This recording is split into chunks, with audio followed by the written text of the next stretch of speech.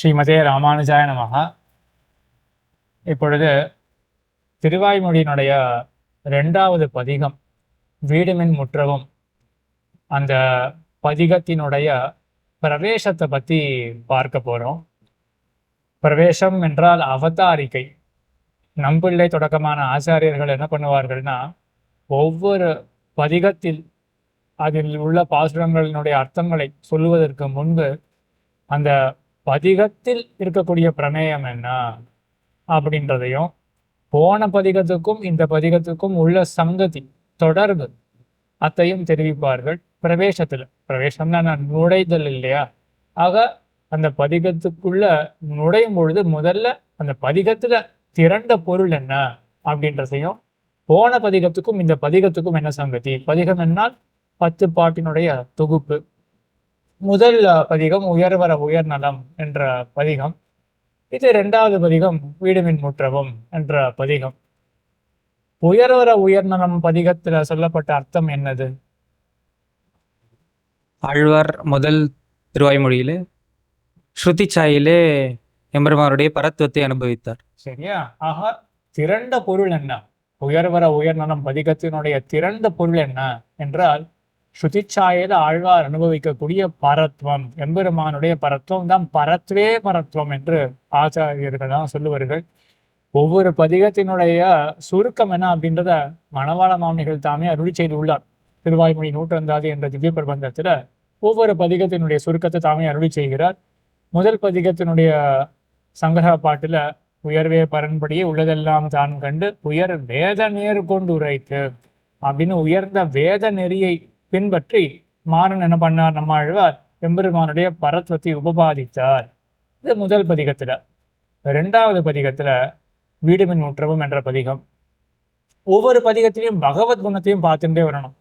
100 பதிகங்கள் ஆழ்வார் பாடியிருக்கார் அப்படின்னா 100 குணங்களை பிரதிபாதிச்சிருக்கார். ஒவ்வொரு பதிகத்திலும் ஒவ்வொரு குணத்தை பிரதிபாதிச்சிருக்கார். முதல் பதிகத்துல என்ன குணம்? பரத்துவம். பரத்துவம் ஏதான் குணம். 2வது பதிகத்துல என்ன குணத்தை பார்க்க போறோம்? பஜனீயத்துவம். பஜனீயத்துவம் அப்படின்ற குணத்தை பார்க்க போறோம். பஜிக்கத்தக்கவன் எம்பெருமான், பஜனீயன் அப்படின்றத இந்த 2வது பதிகத்துல பார்க்க போறோம். இப்போ பரத்வத்தை சொன்ன ஆழ்வார் அடுத்தது எம்பெருமானுடைய பஜனீயத்துவத்தை சொல்றார். அதற்கு சங்கதி பார்க்கணும், என்ன தொடர்பு அப்படின்றத பார்க்கணும். மற்றொரு விதத்திலும் இந்த பதிகத்தினுடைய திரண்ட பொருள் என்ன என்றால், பஜனீயத்துவம் அப்படின்றது கூடவே சேர்த்து ஆழ்வார் இங்க உபதேசிக்கிறார் என்றது ஒரு மாற்றம். போன பதிகத்தை காட்டிலும் போன பதிகத்துல ஆழ்வார் தாம் அனுபவித்தார் எம்பெருமான். இந்த பதிகத்துல ஆழ்வார் உபதேசிக்கிறார். அது 2த்துக்கும் என்ன தொடர்பு? தாம் அனுபவிக்கக்கூடியவர், அவர் உபதேசத்துல ஏன் இறங்க வேண்டும், அது 2த்துக்கும் என்ன தொடர்பு அப்படின்றதையும் இந்த பிரவேசத்துல பார்த்தாக வேண்டும். இப்படி இருக்க இந்த பதிகத்தினுடைய திரண்ட பொருள் என்ன, அதே போல போன பதிகத்தில் உள்ள அர்த்தத்தோடு இதுக்கு தொடர்பு என்ன, சங்கதி என்ன என்றதை இப்போ முதலிலே பார்க்கலாம். அடியேன் முதல் திருவாய்மொழியிலே ஆழ்வார் பரக்க பகவத்குணங்களை அனுபவித்தார். அனுபவித்து முடித்து இந்த பதிகத்திலே ஆழ்வார் உபதேசிக்கிறார். இப்ப கேள்வி வருது, ஏன் ஆழ்வார் உபதேசிக்கிறார் இத்திருவாய்மொழியில் அப்படின்னு. அடி ஏது அப்படின்னா மேலிட பார்த்தால் நமக்கு 2 அர்த்தங்கள் புலப்படுறது. ஒரு அர்த்தம் என்னன்னா, ஆழ்வார் தனக்கு இருக்கிற அவாவரையும் ஆழ்வார் எம்பெருமானுடைய குணங்களை அனுபவித்தார். குணங்களை அனுபவித்து முடித்து விட்டார். ஆகவே நமக்கு உபதேசம் பண்றார் அப்படின்னு ஒரு அர்த்தம். மற்றொரு அர்த்தம் என்னன்னா, பகவத் விஷயம் பரிச்சின்னம். ஆழ்வார் பூர்ணமாக எம்பெருமானை அனுபவித்து முடித்து விட்டார். ஆகவே இப்பொழுது உபதேசிக்கிறார் அப்படின்னு மேலிட 2 அர்த்தம் தோன்றது. இது ஆச்சாரியர்கள்லாம் என்ன சமாதானம்? இப்போ இந்த 2 அர்த்தத்தையும் மறுபடியும் ஒரு முறை சங்கரமா சொல்லிடணும். சங்கரமான விளக்கமாவே மறுபடியும் சொல்லலாம், எல்லாருக்கும் புரியணும் அப்படின்றதுக்காக. 2 காரணங்கள் ஆச்சாரியால் சங்கிக்கிறார்கள். ஆழ்வாரிய அனுபவத்தை விட்டு உபதேசத்துக்கு இறங்குறார் என்றால் அனுபவிச்சு முடிச்சுட்டார், ஆகையினால் உபதேசத்துக்கு இறங்குறார். அனுபவத்தினுடைய முடிவுக்கு என்ன காரணம்? ஏன் ஆழ்வார் அனுபவிச்சு முடிச்சாராம்? சங்கை எழக்கூடிய தசையில என்ன தோன்றது? ஆழ்வாருடைய அனுபவம் முடிஞ்சு போயிடுது, ஆகையினாலதான் அனுபவிக்கிறத விட்டுட்டு இப்போ உபதேசத்துல இறங்குறார். ஏன் ஆழ்வார் அனுபவத்தை முடிச்சுட்டார்? 2 காரணங்கள் இருக்கலாம் அப்படின்னு சங்கை. என்ன 2 காரணங்கள்? ஆழ்வாருடைய அனுபவத்தினுடைய முடிதலுக்கு என்ன காரணம்? ஆழ்வாருடைய ஆசைக்கு ஏற்ற வண்ணம் ம். பகவத்குணங்களை அனுபவித்தார். ம். ஆசைக்கு ஏற்ற வண்ணம், அதாவது ஆசை தீர்ந்து போயிருச்சு. ஆழ்வாருடைய அனுபவம் ஏன் முடிஞ்சு போயிருது அப்படின்னா, அனுபவிக்க வேணும் அப்படின்ற ஆசை தீர்ந்து போயிருது ஆழ்வாருக்கு. ஆகையினால் அனுபவத்தை முடித்து கொண்டார். இது ஒரு காரணம். மற்றொரு காரணம், பகவத் விஷயம் பரிச்சின்னம். ஆழ்வார் அது சின்னம்னா அளவுப்பட்டது. அனுபவப்பட்டது. ஆக அனுபவிக்கணும் அப்படின்னு முற்பட்டார் ஆழ்வார். பகவானை பூரணமாக அனுபவிச்சிட்டார். பகவத் விஷயம் பரிச்சின்னமாக அளவுப்பட்டதாக இருக்கு. எவ்வளவுதான் அனுபவிக்க முடியும்? 10 பாசுரம் போதுமே, அனுபவிச்சாச்சு. ஆகையினால் அனுபவம் முடிஞ்சு போயிருச்சு என்று இந்த 2 காரணங்கள் தோன்றலாம். அனுபவத்தை விட்டு உபதேசத்தை பற்றுவதற்கு, ஆழ்வாருடைய அனுபவம் முடிவதற்கு 2 காரணங்கள். என்னன்னா, ஆழ்வாருக்கு அவ்வளவுதான், ஆழ்வாருடைய ஆசை அவ்வளவுதான். ஆகையினால அனுபவத்தை விட்டு இப்ப உபதேசத்துக்கு வரார், ஒரு அர்த்தம்.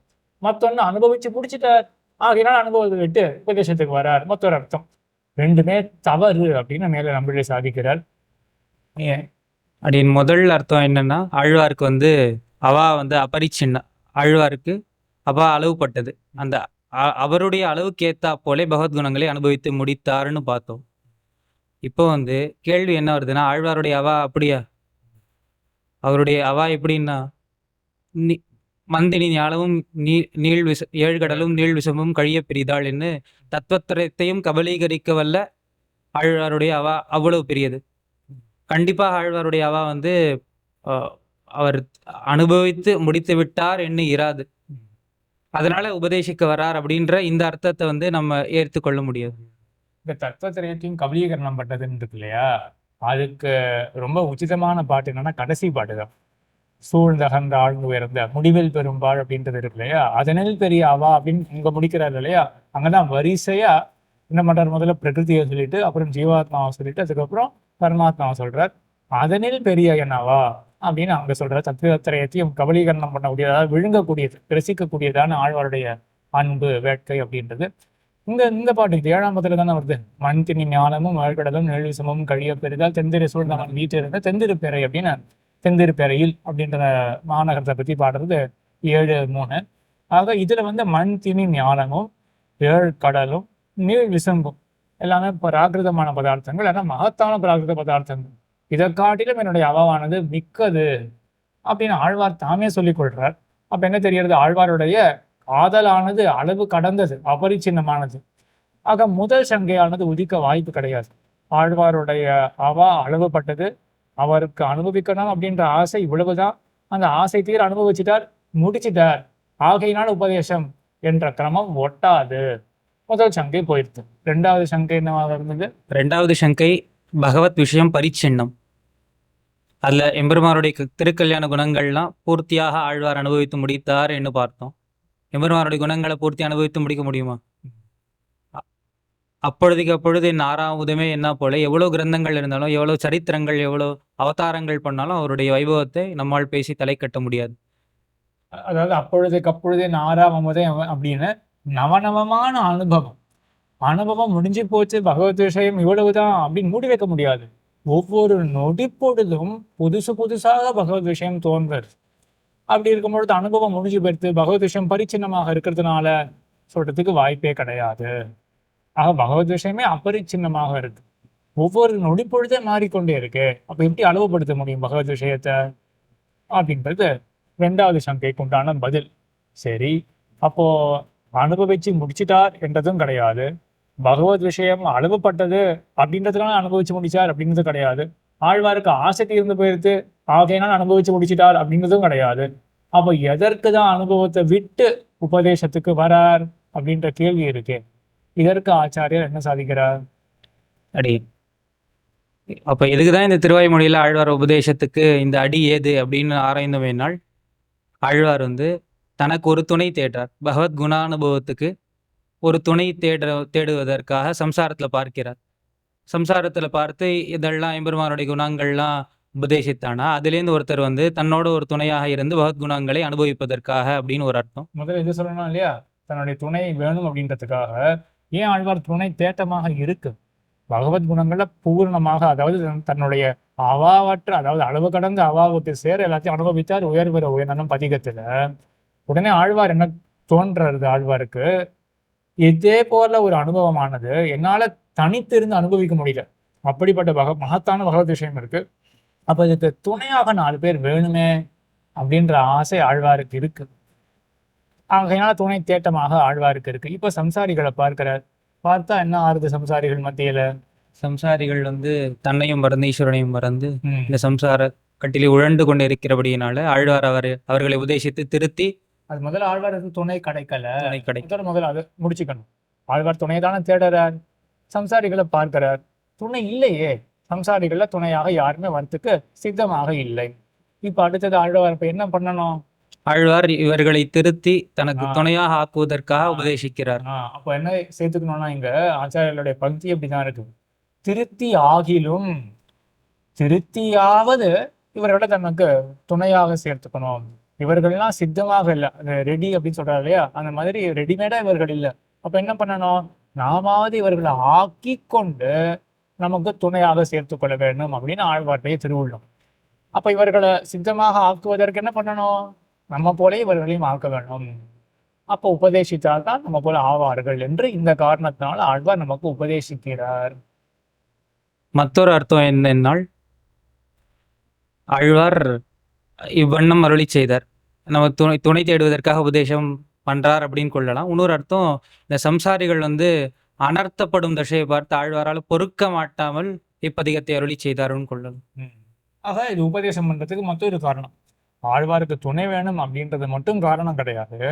நம்முடைய அனர்த்தத்தை பார்த்து இந்த அனர்த்தமானது போக வேணுமே அப்படின்ற கிருபையோடவே அருளி செய்கிறார், உபதேசம் பண்றார். உபதேசத்துக்கு காரணம் என்ன, அடி என்ன அப்படின்னா ஆழ்வாருடைய கிருபையே தான். நம்முடைய அனர்த்தத்தை பொறுக்க மாட்டாத கிருபை, அதுவே ஆழ்வார் உபதேசம் பண்ணுவதற்கு தூண்டுறது அப்படின்னு 2 அர்த்தம். ஆகவே ஆழ்வார் இப்பதிகத்தை அருளி செய்தார், உபதேசிக்கிறார் அப்படின்றது. என்ன உபதேசம் பண்றார் அப்படின்னா எம்பெருமானுடைய பஜனீயத்துவத்தை உபதேசிக்கிறார். எம்பெருமான் பஜிக்க தகுந்தவன் அப்படின்றத உபதேசிக்கிறார். அப்புறம் இதற்கும் வேற நம்மள வீட்டில் சாதிக்கும் பொழுது இதற்கும் ஸ்ரீபாஷ்யத்துக்கும் உள்ள தொடர்பை சாதிக்கிறார். என்ன சாதிக்கிறார்? எம்பெருமானார் முன்னாடி திருமாலை ஆண்டாரிடம் காலக்ஷேபம் கேட்கும் பொழுதும் அதுக்கு பிறகும் சில நாட்கள் இப்பதிகத்தை ஆழ்வார் வந்து பிரபத்தியாக அருளி செய்கிறார் என்ன அர்த்தம் கொண்டு வந்து நாட்கள் இருக்கு இல்லையா, அடி எனக்கு தெரிஞ்ச தமிழ் ரொம்ப கம்மி. அந்த தெரிஞ்ச தமிழ் இது ஒரு விஷயம் என்ன தெரிஞ்சுருக்கோம் அப்படின்னா, நாட்கள்னு சொல்லக்கூடாது, நாள்கள்னு சொல்லலாமா.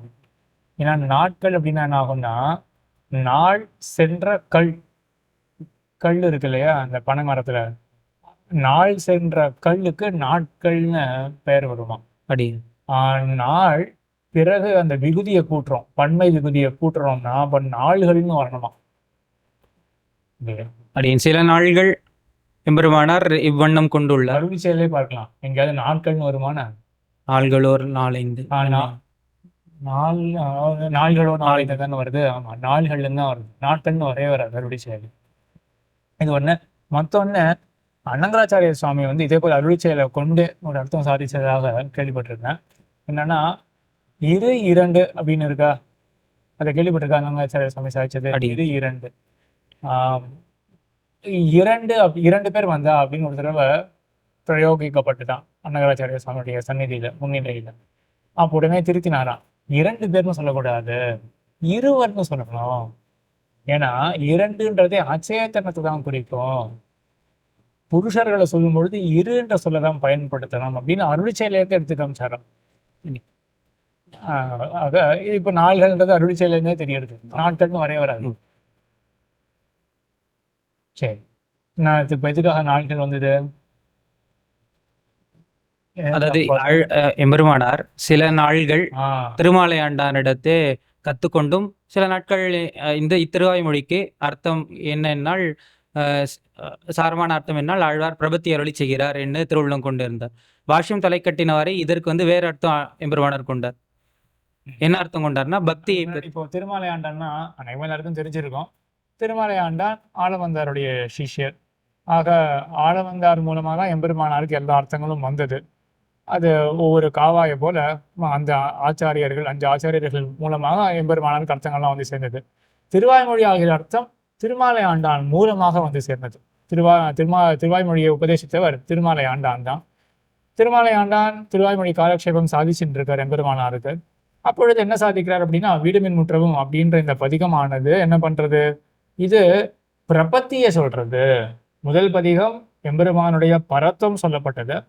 இதுல எம்பெருமானை அடைவதற்கு வழியாக இருக்கக்கூடிய பிரபத்தி, அதாவது என்ன, எம்பெருமானை உபாயம் அப்படின்ற அந்த நினைவு, அது இந்த பதிகத்துல சொல்லப்படுறது அப்படின்னு திருமாலை ஆண்டான் தானா சொல்லல. ஆளவந்தார் பணிப்பதாக திருமாலை ஆண்டான் எம்பெருமானாருக்கு சொன்னார்.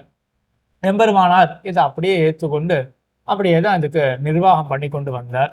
ஆனா இந்த காலக்ஷேபம் கேட்டு அதற்கு பிறகும் கூட இப்படிதான் பண்ணின்னு வந்தார். ஆனா ஸ்ரீபாஷ்யம் தலை கட்டினவாறு, பாஷ்யம் தலை கட்டினவாறு மாத்திக்கிறார் அப்படின்னு மேல போகும்போது, இந்த சரித்திரத்துல இருந்து என்ன தெரிஞ்சுக்கலாம்னா, ஸ்ரீபாஷ்யத்தை திருவாய்மொழி காலக்ஷேபம் கேட்ட பிறகுதான் எழுதியிருக்கார் அப்படின்றது இந்த சரித்திரத்துல இருந்து தெரியறது. ஸ்ரீபாஷ்யம் எழுதுவதற்காக தானே போதான விருத்தி கந்தத்தை சம்பாதிக்க காஷ்மீரத்துக்கெல்லாம் போனார். அப்போ ஆழ்வான் கூட எழுந்தருளினார். ஆக அந்த ஒரு கிரமம் தெரிகிறது, ஒரு சீக்வன்ஸ் தெரிகிறது. திருவாய்மொழியெல்லாம் கேட்டிருக்கார், கேட்டு காலக்ஷேபம் ஆயிட்டு அதற்கு பிறகுதான் ஸ்ரீபாஷ்யமானது எழுதப்பட்டது அப்படின்றது தெரிகிறது. மற்றொன்று இது இது கண்டிப்பா இப்படிதான் அப்படின்றது ஆச்சாரிய ஹிருதயத்தை பிரமாணமாகவே கொள்ளலாம். இதுதான் சீக்வன்ஸ் அப்படின்றதுல. ஆச்சாரிய ஹிருதயம் சூர்ணிகை ஒண்ணு, பிரசித்தமான சூர்ணிகை ஞாபகம் இருக்கா இந்த விஷயத்துல? இப்ப நான் சொல்ற விஷயத்துக்கு பாஷ்யக்காரர் இது கொண்டு சூத்திர வாக்கியங்கள் ஒருங்கு விடுவர். சூத்திர வாக்கியங்களா, சூத்திர வாக்கியம் நினைக்கிறேன், சூத்திர வாக்கியங்களா பார்த்துப்போம், சூழ்நிலை என்னன்னு பார்த்துப்போம். பாஷ்யக்காரர் இது கொண்டு சூத்திர வாக்கியம் ஒருங்க விடுவர் நினைக்கிறேன், பன்மை இல்ல ஜாத்திய கவச்சம் தான் நினைக்கிறேன். ஆக எம்பெருமானார் என்ன பண்றார், அந்த ஸ்ரீபாஷ்யத்தில் இருக்கக்கூடிய விஷயங்கள் எல்லாம் சொல்லுவதற்கு துணையாக திருவாய்மொழி இருந்தது. அப்ப என்ன தெரிகிறது, முன்னாடியே திருவாய்மொழியினுடைய அர்த்தங்கள் எல்லாம் எம்பெருமானார் வாங்கிட்டார். அதற்கு பிறகுதான் ஸ்ரீபாஷ்ய பிரணயனம் எழுதுவது அப்படின்றது தெரிகிறது இல்லையா? சரி, இப்ப ஸ்ரீபாஷ்யம் எழுதிய உடனே எம்பெருமானார் என்ன பண்றார், எம்பெருமானார் இந்த பதிகத்தை பக்தியாக நிர்வாகம் பண்ணினார். ஆக பிரபத்தி இதுக்கு அர்த்தம் அப்படின்றத விட்டுட்டு பக்தி தான் இதுக்கு அர்த்தம் அப்படின்னு நிர்வாகம் பண்றார். ஏன் அப்படி மாத்தின்றார்? அதாவது ஸ்ரீபாஷ்யத்துல 2 துவீக்கம் நம்ம பார்த்தோம், சித்த துவீக்கம், சாத்திய துவீக்கம். இந்த சாத்திய துவீக்கம் 2வது துவீக்கத்துல 3வது அத்தியாயத்துல சாதனாத்தியாயம், அதுலேயும் இந்த பக்தியை பத்தி பறக்க வேதவியாசரால் நிர்வகிக்கப்பட்டது. ஆகவே இங்கும் விஷயங்கள்லாம் அடியனுடைய அபிப்பிராயம், அது எல்லா பெரியோர்களிடத்திலும் கேட்டு அது சரிதானா அப்படின்றத தெரிஞ்சுக்கணும். அது ஒருவேளை அந்த காலத்துல இந்த பெரியவாள் அனகராச்சாரிய சுவாமியோ இல்லாட்டி கார்பங்காடு சுவாமி போன்றவாள்லாம் ஏதாவது கிரந்தஸ்தமா ஏதாவது எழுதி வச்சிருக்கார்களா அப்படின்றது அங்கங்க எங்கேயாவது தெரிய வரும். பூர்வாச்சாரியர்கள், அது ஆச்சாரியர்களுடைய அபிப்பிராயம் என்ன அப்படின்றது தெரிய வரலாம். நம்பிள்ளை சாதிச்சதே ஸ்பஷ்டமாக ஆச்சாரியர்களுடைய பந்தியாகவே இருக்கக்கூடியது. அதை பத்தி இந்த வீடியோல சொல்லியிருப்பேன்னு நினைக்கிறேன். அதாவது பாஷ்யம் தலை கட்டினவாறு ரகசியமான உபாயத்தை வெளியிட ஒண்ணாது அப்படின்னு தான் பந்தி இருக்கிறதா ஞாபகம். ரகசியமான உபாயத்தை வெளியிட ஒண்ணாது, ஆரம்பத்திலே வெளியிட ஒண்ணாது அப்படின்னு வைத்துக்கொண்டுதான் பிரபத்தியை வெளியிட வேண்டாம், இங்க சொல்லப்பட்டது பக்தி தான் அப்படின்னு ஆழ்வார் சாதிக்கிறதா அங்க பந்தியே இருக்கு. அதற்கு ஒரு விளக்கமா அடியனுக்கு தோணின விஷயம் அபிப்பிராயத்தை தான் நான் சொல்லியிருந்தேன். என்ன சொல்லியிருந்தேன் அப்படின்னா, ஸ்ரீபாஷ்யத்துல 3வது அத்தியாயத்துல சாதனாத்தியாயத்துல பக்தியை பத்தி பறக்க பேசப்பட்டுள்ளது.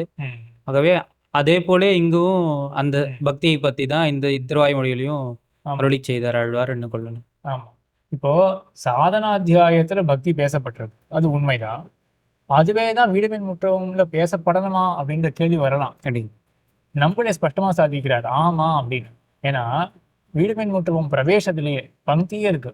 வீட்டுல ஸ்ரீசுக்தி எப்படி இருக்கு அப்படின்னா, மோக்ஷ சாஸ்திரம் தான் 2 துவீக்கமா இறை இருப்பது இப்படிதான் பந்தி அங்க இருக்கு. நம்ம தான் பார்த்துருக்கோம் என்ன துவீக்கம் அப்படின்னா, சித்த துவீக்கமும் சாத்திய துவீக்கமாக 2, விஷய துவீக்கம் விஷய துவீக்கம் எப்படியோ பிரிச்சுக்கலாம். சித்த துவீக்கம் சாத்திய துவீக்கம் அப்படின்னு 2 துவீக்கமாக மோக்ஷ சாஸ்திரம். மோக்ஷ சாஸ்திரம்னா என்னது, பிரம்மசூத்திரம். பிரம்மசூத்திரம் தான் மோக்ஷ சாஸ்திரம் அப்படின்னு நம்மளுக்கு குறிப்பிடுறாங்க. அது 2 துவீக்கமாக இருக்கு. அதுல பூர்வ துவீக்கத்துல சொல்ல வேண்டிய அர்த்தங்கள் எல்லாம் முதல் பதிகத்துல சொல்லியா இருக்கு. 2வது துவீக்கத்தினுடைய அர்த்தத்தை வீடுமின் முற்றவும் பதிகத்துல சாதிக்கிறார் அப்படின்னு ஸ்பஷ்டமா இருக்கு. இந்த கிரந்தத்தை வைத்துக் கொண்டுதான் ஒரு இந்த பந்தி ஸ்ரீசுக்திகளை வைத்துக் கொண்டுதான் ஒரு கிரந்தமே அவதரிச்சிருக்கு. அது என்னது, தமிழோபனிஷத் தாத்பரிய தாத்பரியத்தினாலே அது வேதாந்தாச்சாரியருடைய கிரந்தம். இன்னொன்று அருவாச்சினாளுடைய கிரந்தம் ஒன்று. ரெண்டு பேத்துக்கும் உண்டான ஐக்கியம், கண்ட ஐக்கியமா ஏதோ அந்த மாதிரி ஒரு கிரந்தம் இருக்கு. ரெண்டுமே ஒன்று தான் சொல்றது. பிரம்மசூத்திரம் ஆகட்டும், அதே போல திருவாய்மொழியினுடைய முதல் 2 பதிகம் ஆகட்டும், ரெண்டுமே ஒரே அர்த்தத்தை தான் சொல்றது அப்படின்றதுக்கு ஒரு கிரந்தம் பண்ணியிருக்கா. புத்தூர் சுவாமியுடைய கிருஷ்ணமாச்சாரியர் சுவாமியுடைய அந்த பதிப்புலேயே பின்னாடி அந்த கிரந்தமே வெளியிடப்பட்டிருக்கு. வீடுமின் முற்றவம் முடிஞ்ச உடனேயே கிருஷ்ணமாச்சாரிய சுவாமியுடைய பதிகம் பார்த்துருக்கா, என்ன ஃபார்மேட்ல போட்டிருக்காங்க, 11 புஸ்தகங்கள் வெளியிட்டு இருக்காரு. அதுல முதல் 10 மட்டும் 2ஆ பிரிச்சுட்டு இருக்காரு. வீடுமின் முற்றவம் வரைக்கும் ஒரு இருக்கா ஸ்ரீகோஷம் இருக்கு இல்லையா, 11 ஸ்ரீகோஷம் இருக்குல்ல. அந்த முதல் எப்படின்னா முதல் 10 மட்டும் 2ஆ பிரிச்சுட்டு இருக்காரு. வீடுமின் முற்றவம் வரைக்கும் போட்டுட்டு அந்த வீடுமின் முற்றவம் முடிச்சுட்டு அதுக்கப்புறம் இந்த திரவிடோடைய உபநிஷத் ஐக்க கண்டியம் நினைக்கிறேன். ஐக்க கண்டியம்னு முடியும். அந்த கிரந்தத்தினுடைய பேர் வந்து ஐக்க கண்டியம் அப்படின்னு முடியும். வேதாந்த சூத்திரத்துக்கும் ஸ்ரீபாஷ்யத்துக்கும், அதாவது திருவாய்மொழிக்கும் இருக்கக்கூடிய ஐக்க கண்டியம் ரெண்டுமே ஒரே அர்த்தத்தை தான் சொல்றது அப்படின்னு. அதற்கு அடிய காரணம் என்ன, அந்த மாதிரி ஒரு கிரந்தம் வருவதற்கு அப்படின்னா நம்பள்ளியோட இந்த ஸ்ரீ சுத்தி தான். உயர்வர உயர்நலம் ஒரு திக்கத்தை சொல்றது, விடுமின் முற்றமும் 2வது திக்கத்தை சொல்றது அப்படின்னு. இப்போ நம்ம யோசிக்கணும், 2வது திக்கம் சாத்திய திக்கம். அதுல முதல் அத்தியாயம் என்ன, சாதனா அத்தியாயம். அதுல என்ன சாதனமாக சொல்லப்பட்டிருக்கு ஸ்பஷ்டமாக 3வது அத்தியாயத்துல சொல்லப்படக்கூடிய சாதனம் என்ன அப்படின்னா பக்தி அப்படின்றது தான் சாதனம். ஒரே ஒரு இடத்துல நானா சப்தாதி பேதாத் அந்த மாதிரி ஒரு சூத்திரம் வரும். அதுல ஒரே ஒரு இடத்துல மட்டும் பிரபத்தியானது சூச்சனம் செய்யப்பட்டிருக்கு. சப்த பேதம் அப்படின்றது பிரபத்தியில தான் முக்கியம் அப்படின்னு சித்தப்பிரகாஷிகாச்சாரியர் நமக்கு காட்டுறார். சூச்சனம் பண்ணப்பட்டிருக்கு பிரபத்தியானது. அதுவும் கூட நியாசமா சரணாகதியா அப்படின்னு பார்க்கலாம். சம்பிரதாயத்துல அந்த பேதம் இருக்கு. நியாசம்ன்றது வேற, சரணாகதி அப்படின்றது வேற, உபாய பிரபத்தி அப்படின்றது வேற, எம்பெருமானே உபாய பூத்தன் அப்படின்ற உணர்வு, அப்படிப்பட்ட சரணாகதி வேற. ஆக எப்படி பார்த்தாலும் வேதாந்தத்துல வியக்தமாக தோன்றக்கூடியது என்னன்னா பக்தி யோகம் அப்படின்ற அந்த உபாயம் தான். இப்போ எம்பெருமானாருடைய திருவுள்ளம் இதுவாகத்தான் இருக்கணும். நம்மளை சாதிக்கக்கூடியது என்னவா இருக்கணும்னா, அப்போ 3வது அத்தியாயத்துல சொல்லப்பட்டது பக்தி தானே. ஆக இங்க இந்த 2வது பதிகமானது 2வது திக்கத்தினுடைய விவரணம் தானே. ஆக ஒரே அர்த்தம் சொல்ல வேண்டுமே, ஆகையினால பக்தி தான் சொல்லப்படுறது. இது ஒண்ணு. மத்தொன்னு, ரகசியோபாயத்தை வெளியிட ஒண்ணாது அப்படின்னு ஆச்சாரியாருடைய திருவுள்ளமாக தெரிகிறது. பக்தி யோகத்தை தான் வேதவியாசரை வெளியிட்டாரே ஒழிய, அவரே கூட ஒரு ரிஷி தான். அவரே எப்படிப்பட்ட ரிஷி, அவர் வந்து சுப்ரவிருத்தி பரரா இல்லைன்னா ஆழ்வார்களை போல பகவதேக உபாயனிஷ்டரா என்னன்றத ஆராய வேண்டியதாக இருக்கு. இப்போ ஒருவேளை அவர் சுப்ரவிருத்தி பரராக இருக்காரே என்றால், அப்ப அவருக்குமே கூட சரணாகதி சாஸ்திரத்தை சொன்னோமே என்றால், அப்போ சட்டுன்னு அந்த நிவிருத்தி மார்க்கத்துல மனசானது ஒட்டாது. அதுல ஏற்புடையதாக இருக்காது. அந்த நிவிருத்தி மார்க்கமானது எல்லாத்தையும் விட வேண்டும் அப்படின்ற மார்க்கமானது. ஆக இப்படி ரகசிய உபாயத்தை அவரும் கூட இப்போ வேதாந்த சூத்திரத்துல அவர் ஒருகால் அவர் பகவதேக உபாய நிஷ்டராக இருந்தாலும் கூட அவரே கூட அந்த வேதாந்த சூத்திரத்துல பௌத்த பக்ஷ நிரசனம், ஜெயின பக்ஷ நிரசனம் அப்படின்னு மற்ற எல்லா பாகிய குதிருஷ்டி மதங்களை நிராசம் பண்ணக்கூடிய அந்த கிரந்தத்துல இப்படி ரொம்ப அந்தரங்கமான உபாயத்தை வெளியிட மாட்டார். அப்படி இருக்கும் பொழுது அதனுடைய ஸ்தானத்துல இருக்கிறது தான் இந்த பதிகமே. உயர்வர உயர்வரத்துக்கு பிறகு வரக்கூடிய இந்த விடுமின் முற்றவும் பதிகம். அப்போ இங்கேயும் கூட ஆழ்வார் எடுத்த மாத்திரத்துல பரம முக்கியமான அர்த்தத்தை வெளியிட மாட்டார் என்றுதான் கொள்ள வேணும் அப்படின்னும் தெரியுது. அப்போ இந்த சரணாகதி எல்லாம் வெளியிடக்கூடிய இடம் மேலாம் வரப்போறது இல்லையா, 104 வருது. அது கேள்விப்பட்டிருக்க அந்த ஆச்சாரிய சூர்ணிகையா 104 வருது இல்லையா, அங்கெல்லாம் சரணாகதியை பத்தி பறக்க பேசுறதாக தாராளமாக கொள்ளலாம் என்று இப்படிப்பட்ட காரணத்தினால் இங்க பக்தி தான் தெரிவிக்கப்பட்டதை ஒழிய பிரபத்தி தெரிவிக்கப்படவில்லை அப்படின்னு. இதற்கு மேலதான் இப்ப கேள்வி வருது, பக்தி தெரிவிக்கப்படுறது என்றால் எப்படிப்பட்ட பக்தி? வேதவியாசர் சொல்லக்கூடிய பக்தி என்னது? சாதன பக்தி. சாதன பக்தி அதுதான் வேதவியாசர் சொல்றார் சாதன அத்தியாயத்துல 3வது அத்தியாயத்துல. சாதன பக்தினா என்ன அர்த்தம்? சாதிக்க வேண்டி இருப்பது. சரி சரி, சாதன பக்தின்னு அதுதான். அதாவது சேத்தன சாத்தியமாய் பகவானை சாதித்து கொடுக்கக்கூடிய பக்தி தான் பக்தி யோகம். எம்பெருமானை உபாயமாக கொள்ளக்கூடிய அது கிடையாது. எம்பெருமானை உபாயமாக கொள்றதுன்னா சரணாகதி. பக்தியை எம்பெருமானை அடைவதற்கு உபாயமாக கொள்ளவேதான். அப்போ பக்தியை உபாயமாக கொள்வது, எம்பெருமானை அடைவதற்கு சாதனம் உபாயம் எல்லாம் ஒரே அர்த்தம் தான். ஆக சாதனமாக உபாயமாக இது இருக்கு. இது எப்படிப்பட்டதாகவும் இருக்கு? சேத்தனன் சாதிக்க வேண்டியதாக இருக்கு. திருச்சங்க விருத்தத்துல 75 ஒன்றி நின்று நட்டவம் செய்து ஊழி ஊழிதோரெல்லாம் நின்று நின்று அவன் குணங்கள் உள்ளி உள்ளம் தூயராய் சென்று சென்று தேவதேவ ரொம்ப அன்று எங்கள் செங்கன்மாலை யாவருக்கான வல்லரே, அது ஒண்ணு. அடுத்த பாட்டு புன்புல வழி அடைத்து அறத்திலச்சினை செய்து நண்புல வழி திறந்து ஞானனர் சுடற்கொழி எண்விழி நெஞ்சுருகி உள்கணிந்து எழுந்ததோர் அன்பிலன்று ஆழியான யாவருக்கான வல்லரே. அடுத்தது எட்டுமாய் ஒரு ஏழுமாய் இப்படின்னு. அதுக்கப்புறம் அடுத்தது சோர்வில்லாத காதலா தொடக்கரா மனத்தராய். வரிசையா அந்த பக்தியை பத்தி தான் திருமண பிரான் சொல்லிட்டே வரார், சாதிச்சுட்டே வரார். இது எல்லாமே எப்படின்னா, முதல் பாட்டி அங்க என்ன இருந்தது? சென்று சென்று ஒன்று நின்று நற்றவம் செய்து ஊழி தோறலாம். அப்ப இத்தனை காலம் பக்தியானது செய்யப்பட வேண்டியதாக இருக்கு. ஜன்மாந்தர சஹசிரேஷு தபோஜான சமாஜிபிகி நரானாம் க்ஷீண பாபானாம் கிருஷ்ணே பக்தி பிரஜாயத்தே. அப்போ சஹசிர நற்றவங்கள் செய்ய வேண்டியதாக இருக்கு. அப்போதான் பகவான் எம்பெருமான இடத்துல பக்தியானது விளையும். இவ்வளோ கஷ்டப்பட்டு சேத்தனால சாதிக்க வேண்டியது எதற்காக? எம்பெருமானை பெறுவதற்காக. அப்போ சாதன பக்தியே என்ன அர்த்தம்? சேத்தன சாத்தியமாக இருந்து கொண்டு எம்பெருமானை பெறுவதற்கு உபாயமாக இருக்கக்கூடியது சாதன புத்தி. இதுதான் வேதவியாசர் சொல்றார் 3வது அத்தியாயத்துல. இத நம்மாழ்வார் சொல்றார் விடுமின் முற்றுவம் பதிகத்துல. பக்தியை தானே சொல்றார் அப்படின்னு எம்பெருமானாருடைய நிர்வாகம். என்ன பக்தியை சொல்றார்?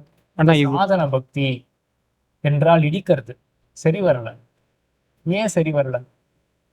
ஆழ்வார் மயர்வர மதுரம் அருள பெற்றவர். ஆகவே ஆழ்வார் ஊழி காலங்கள் எல்லாம் தபஸ் பண்ணி அந்த பக்தியை பெற்றுக்கொண்டு அத்தை உபாயமாக பத்தி எம்பெருமானை அடைவது அப்படின்றது கிடையாது. எம்பெருமானுடைய அருளால சித்தமாக. ஆக எம்பெருமானுடைய அருளால இருக்கக்கூடிய பக்தி ஆழ்வாருக்கு. முக்கியமா இது என்னன்னா, அது உபாயமாக பற்றி இது மூலமா தான் பகவானை அடைய போறான் அப்படின்ற நிலை ஆழ்வாருக்கு கிடையாது. அப்ப இங்க சாதன பக்தி பேசப்படுறதா கொள்ள முடியாது. அப்ப என்ன ஆகுதுன்னா, பிரபத்தி சொல்லல, ரொம்ப முக்கியமானது அது சொல்லல. முக்கியமானதுன்னா என்ன? முக்கியம்னா குகைக்குள்ள இருக்கக்கூடியது, குகாக்குள்ள இருக்கக்கூடியது. என்னது முக்கியமானது? ரகசியமானது. ரகசியமான உபாயத்தை இங்க சட்டுன்னு வெளியிட வேண்டாம் அப்படின்னு அதை மறைக்கிறார். பிரபத்தியை சொல்லல, பகவானே உபாயம் அப்படின்றத இங்க வெளியிடல, பக்தியை தான் வெளியிடுறார். ஆனா எப்படிப்பட்ட பக்தியை வெளியிடுறார் அப்படின்னா, சாதன பக்தியை வெளியிடுறார் அப்படின்னு சொல்ல முடியாது. அப்ப என்ன ஆயிடும்னா, விப்ரலம்பமா ஆயிடும். தாம் பெற்றது ஒண்ணு, பிறருக்கு உபதேசிக்கிறது ஒண்ணு அப்படின்னு ஆயிடும். ஆழ்வாருக்கு பக்தி இருக்கு, ஆனா தாம் பெற்ற பக்தி வேறு விதமாச்சு. அப்போ வேதவியாசர் சொன்ன சாதன பக்தியை பிறருக்கு உபதேசித்தாரே என்றால் தனக்கு ஒண்ணும் பிறருக்கு ஒண்ணும் அப்படின்னு ஆயிடும் இல்லையா? அப்ப ஏமாற்றுபவரா ஆழ்வார் ஆயிடுவார். விப்ரலம்பம் உடையவராக ஆழ்வார் ஆயிடுவார். ஆகையினால் இங்க சொல்லப்படுற பக்தி என்ன பக்தி அப்படின்னா, சாத்திய பக்தி தான். தனக்கு என்ன கிடைத்ததோ அத்தையதான் ஆழ்வார் இங்க உபதேசிக்கிறார். சாத்திய பக்தின்றது ஆச்சாரிய ஹிருதயத்துல ஸ்வீகிருத சித்த சாதனர் இத்தை சாத்தியமாக இறக்க பேற்றுக்கு முன்னே சித்திக்கும் அப்படின்றது போல. இதுதான் சூர்ணிகை நினைக்கிறேன். எதுவும் வார்த்தைகள்லாம் தப்பா சொல்லலன்னு நினைக்கிறேன். ஸ்வீகிருத சித்த சாதனை அப்படின்னு ஆரம்பிப்போம் சூர்ணிகை. பேற்றுக்கு முன்னே இது சித்திக்கும். ஸ்வீகிருத சித்த சாதனை இத்தை சாத்தியமாக இறக்க பேற்றுக்கு முன்னே சித்திக்கும் அப்படின்னு சூர்ணிகை. ஆளவந்தார் பகவன் பக்தி மபி பிரயச்சமே அப்படின்னு கேட்கிறாரா? தோத்திரத்துல கேட்கிறாரு இல்லையா? பக்திபு பிரயச்ச, எனக்கு பக்தியை கொடு அப்படின்னு கேட்கிறார். இதையேதான் எம்பெருமானார் பெரிய கத்தியத்துல, சரணாகதி கத்தியத்துல கேட்கிறார், பக்தியை கொடுன்னு கேட்கிறார். பங்கி ஞாபகம் இருக்கா? ஸ்ரீசுக்தி கத்தியத்துல கீதா ஸ்லோகத்தெல்லாம் சொல்லிட்டு, ஸ்தான திரயோதித பரபக்தி யுக்தம் மாம் புருஷ்வ, பரபக்தி பரஜான பரபக்தி ஏகஸ்வபாவம் மாம் புருஷ்வ அப்படின்லாம் கேட்கறாரு இல்லையா? ஆக இந்த மாதிரி பக்தியே எனக்கு கொடுக்க வேணும் அப்படின்னு கேட்கறா. யாரு? ஆளவந்தாரும் எம்பெருமானாரும் கேட்கறா. எதற்காக கேட்கறா? இந்த பக்தியை வச்சுட்டு என்ன பண்ண போறா இவ? எம்பெருமானை பத்தி ஒரு ஆசை வரும். சரி, என்ன பண்ண மாட்டா கண்டிப்பா. இப்போ ரிஷிகள் கேட்கறா அப்படின்னு வச்சுக்கோங்க. ரிஷிகள் பக்தியை கேட்கறா. என்ன பண்ணுவா பக்தியை வச்சுட்டு? பக்தி சாதனமாக பயன்படுத்துவார். அப்ப பக்தி கிடைச்சாதானே அது வச்சுட்டு நான் மோட்சத்துக்கு போக முடியும் அப்படின்னு பக்தியை சாதனமாக அவர்கள் பற்றக்கூடியவர்கள். அப்ப அவர்களுக்கு பக்தியானது வேண்டி இருக்கு. அப்பதான் மோட்சம் போக முடியும். எம்பெருமானார் ஆள வந்தார் பக்தியை இறக்கிறான், வேணும் வேணும் அப்படின்னு அபேட்சிக்கிறான். ஏன்? கைங்கரியத்திற்காக. கைங்கரியத்துக்கு பூர்வபாவியாக பக்தியானது வேண்டியதாக இருக்கு. கைங்கரியம்ன்றது என்ன? எம்பெருமானுக்கு பண்றது தொண்டு. எப்போ நம்ம தொண்டு பண்ணுவோம்? நம்மளாம் ஏன் அடியன் கண்டிப்பா அடியனே தொண்டுலாம் பண்ண மாட்டேன், அடியன் போல் வரலாம், ஏன் தொண்டு பண்ண மாட்டேங்கிறோம்? ஏன்னா ஆசை இல்லை. அதுதான் காரணம். மூச்சுப்படி ஸ்ரீவச்சன பூஷணம் எல்லாம் படிக்கிறோம், வீட்டை சேவிக்கிறோம், என்ன தெரிஞ்சுக்கிறோம்? ஜீவாத்மா சேஷபூதன் அப்படின்றத தெரிஞ்சுக்கிறோம், கைங்கரியம் தான் ஸ்வரூபம் அப்படின்றதும் தெரிஞ்சுக்கிறோம். ஆனாலும் சும்மா இருக்கோமே. காரணம் என்ன? ஆசை இல்லை. அந்த ஆசைதான் பக்தி. இத எம்பெருமானார் ஆள வந்தார், அவர்கள் பிரார்த்திக்கிறார்கள். எதற்கு அப்படின்னா அப்பதான் கைங்கரியம் நிரவச்சின்னமாக நிரந்தரமாக கைங்கரியம் பண்ண வரும். அவ்விதமான ருச்சி இருந்தால்தான் கைங்கரியம் பண்ண வரும் அப்படின்னு அவர்கள் பிரார்த்திக்கிறார்கள்னா என்ன? பிரார்த்திக்கணும்னு நமக்கு காட்டுறார்கள், நமக்கு இல்லை. ஆக அந்த பூர்வபாவியான ருச்சி வேணும். இதுதான் சாத்திய பக்தி. புருஷார்த்தத்தோட பிணங்கி இருக்கக்கூடிய ஒரு பக்தி. இது சாத்தியமாக இருக்கக்கூடிய பக்தி. சாத்தியம் நமக்கு என்ன? கைங்கரியம். அதற்கு பூர்வபாவியாக முன்னொடியில அவசியம் வேண்டியதாக இருக்கக்கூடியது இந்த பக்தி, ருச்சி ஆகிற பக்தி, சாத்திய பக்தி. இதை ஆழ்வார் இங்க உபதேசிக்கிறார். எம்பெருமான இடத்துல நன்றாக பஜியுங்கோள் பஜியுங்கோள், பக்தி பண்ணுங்கோள் பக்தி பண்ணுங்கோள் அப்படின்னா எம்பெருமான இடத்துல இப்படிப்பட்ட ஆசையோட இருங்கோள் அப்படின்னு உபதேசிக்கிறார். எதற்காக? அது கைங்கரியத்துக்கு அங்கமாக இருக்கக்கூடியது அப்படின்ற எண்ணத்தோட ஆழ்வார் இங்க உபதேசிக்கிறார். சாத்திய பக்தியை ஆழ்வார் உபதேசிக்கிறார் என்று. சரி, வேற ஏதாவது இந்த அவதாரிக்கையில பாயிண்ட்ஸ் ஏதாவது விட்டு போயிருக்கா? அப்படின்னு இதுதான் இல்லையா? ஆக விடுமின் முற்றமும் இந்த பிரவேசத்துல இப்போ என்ன பார்த்தோம்? சங்கதி பார்த்தோம். போன பதிகத்துக்கும் இந்த பதிகத்துக்கும் உள்ள சங்கதி. அனுபவத்தை விட்டு உபதேசத்துக்கு ஆழ்வார் வரார். அதற்கு 2 காரணங்கள் சங்கை எழுந்தன. அதையெல்லாம் போக்கி 2 காரணங்கள் சாதிச்சார். என்ன காரணம்? ஒரு காரணம் ஆழ்வாருடைய அவா அபரிச்சின்னமானது, அதே போல பகவத் விஷயம் அபரிச்சின்னமானது. அது சங்கை. சங்கை. சங்கையை போக்கிட்டார். ஆழ்வாருடைய அவாவானது அபரிச்சின்னம், பகவத் விஷயமே அபரிச்சின்னம். ஆகையினால அனுபவம் இப்படி குறைபட்டிருந்தது, முடிஞ்சு போயிருது அப்படின்லாம் சொல்ல முடியாது. ஆக அனுபவம் முடிந்தது, உபதேசத்துக்கு வந்தார் என்றது கிடையாது. சங்கையெல்லாம் போக்கிட்டார். சரி, அப்ப எதுக்கு தான் உபதேசிக்கிறார்? தனக்கு ஒரு துணையை தேடுவதற்காகவும், ஒரு காரணம். சம்சாரத்தில் இருப்பவர்களுடைய அனர்த்தத்தை போக்குவதற்காகவும். ஆமா, கிருபையினால கிருபை கொண்டு அந்த அனர்த்தம் போக வேண்டும் அப்படின்றதுக்காக உபதேசிக்கிறார் அப்படின்னு 2 அர்த்தம். அதற்காக தான் உபதேசிக்கிறார் அப்படின்றது. அதற்கு பிறகுதான் ஸ்ரீபாஷ்யத்துக்கும் இதற்கும் ஒரு சம்பந்தம் பார்த்தோம். ஸ்ரீபாஷ்யத்துல 3வது அத்தியாயத்துல சொல்லப்பட்ட பக்தி அதுதான் இங்கேயும் சொல்லப்படுது அப்படின்னு. சாதன பக்தி கிடையாது, சாத்திய பக்தி. சாத்திய பக்தி. சாத்திய பக்தினா என்னது? கைங்கரியத்திற்காக பூர்வபாகியாக இருக்கக்கூடிய, பூர்வபாவி முன்னொடியில் இருக்கக்கூடிய பக்தி. அப்படிப்பட்ட பக்தி தான் சாத்திய பக்தி என்றது. சரி, இதற்கு பிறகு அடுத்த எபிசோட்ல வீடுமின் முற்றவும் இந்த பதிகத்தில் உள்ள பாசுரங்கள், அதுல இருக்கக்கூடிய ஒவ்வொரு பாட்டினுடைய பதார்த்தத்தை பார்க்கலாம். அடுத்து ஸ்ரீமதே ராமானுஜாய.